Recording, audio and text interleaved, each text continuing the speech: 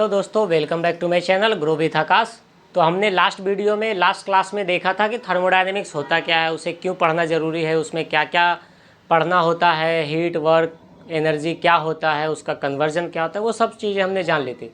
अब हम समझते हैं कि थर्मोडायनेमिक सिस्टम क्या होता है। हम किसी भी चीज़ को सिस्टम कैसे कहेंगे और क्यों हमें उसे सिस्टम कहा जाता है। थर्मोडायनेमिक सिस्टम क्या होता है? Thermodynamic system is a region and space of changes in energy, temperature and other properties are studied defined as the quantity or matters to be thermodynamics process। मतलब थर्मोडायनेमिक सिस्टम हम ऐसी चीज़ को बोलेंगे, ऐसे किसी कंपोनेंट्स को, ऐसी मशीन को बोलेंगे जहाँ पे हीट ट्रांसफ़र हो रहा हो, कन्वर्जन हो रहा हो, थर्मोडायनेमिक्स प्रोसेस हो रहे हो, उसमें कुछ चेंजेस आ रहे हो। जैसे बोल रहा है ना, where changes in energy and temperature, जहाँ पे एनर्जी चेंज हो रहा हो, कन्वर्ट हो रहा हो, कि हमने हीट दी, हीट से मैकेनिकल एनर्जी आ गई, हमने इलेक्ट्रिकल दिया, उससे हमें मैकेनिकल वर्क मिल गया, हमने कोल को जलाया जिससे टरबाइन चली, उससे बिजली बन गई, इलेक्ट्रिसिटी बन गई। जहाँ पे हीट का कन्वर्जन हो रहा है, उस चीज़ को, उस कंपोनेंट्स को, उस एरिया को हम क्या बोलेंगे, उस कंपोनेंट्स को क्या बोलेंगे? Thermodynamic system. यहाँ तक क्लियर है? अब हम जानते हैं कि थर्मोडायनेमिक सिस्टम होता कितने टाइप्स के हैं। कि थर्मोडायनेमिक सिस्टम ठीक है, समझ में आ गई, जहाँ पे एनर्जी चेंज हो रही है, टेम्परेचर चेंज हो रहा है, एक प्रोसेस चल रहा है, ऐसी मशीन या ऐसी कोई साइकिल चल रहा है जिसमें प्रोसेस चेंज हो रहा है, first to initial to final, उसको हम थर्मोडायनेमिक सिस्टम बोलेंगे। अब आते हैं कि कितने टाइप्स के होते हैं। तो पहला होता है close system. Close system means कि कोई एक, सपोज इसमें हमने पानी भरा और इसे हमने हीट किया।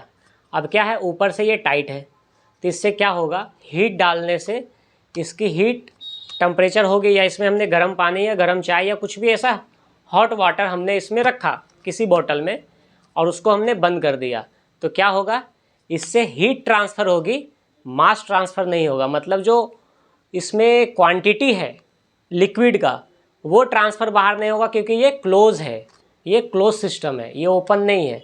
पर हीट क्या होगा, एक टाइम के बाद जो हीट है वो ट्रांसफ़र हो जाएगा एटमॉस्फेयर में, सराउंडिंग में। तो क्लोज सिस्टम यही बोलता है, no mass exchange with surroundings but energy can be exchange. मतलब जो हीट है वो एटमॉस्फेयर में चला जाएगा, एक्सचेंज होगी, या एटमॉस्फेयर का हीट अंदर आ सकता है, पर इसके अंदर का जो मास है वो ट्रांसफ़र नहीं होगा बाहर सिस्टम से। उसे क्या बोलेंगे? Close system. अब आते हैं ओपन सिस्टम। किसको बोलेंगे? ओपन सिस्टम मीन्स कि हमने इसमें हॉट वाटर या हॉट मिल्क या कॉफ़ी हमने डाला इस बोतल में और इसको हमने खुला रखा।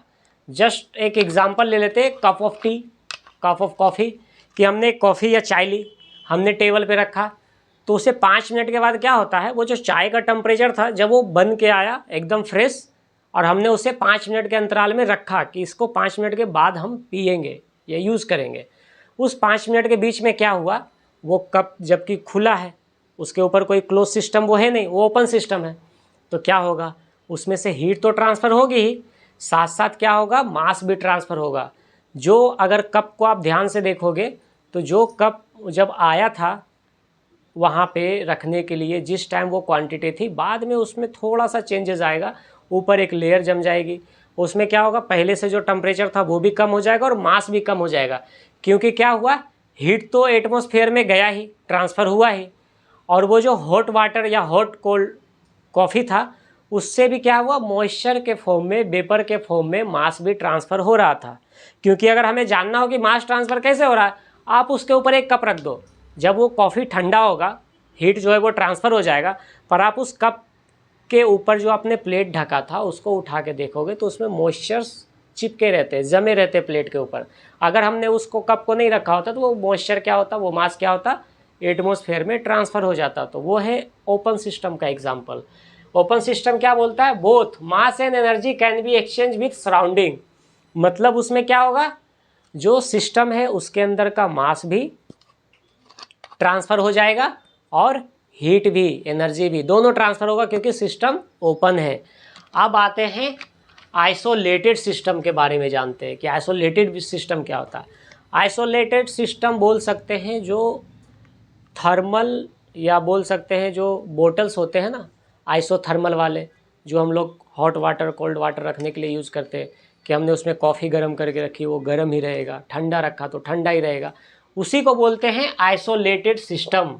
मतलब आइसोलेशन, कि अगर हम किसी भी सिस्टम में या किसी बोतल में, जो हमारा थर्मस होता है या जग होता है जो थर्मल होता है और इंसुलेटेड होता है, उसमें क्या होता है, हम कोल्ड कॉफ़ी या हॉट कॉफ़ी रखते हैं तो कुछ घंटों तक या कुछ दिनों तक उसका टेम्परेचर वैसा ही रहेगा।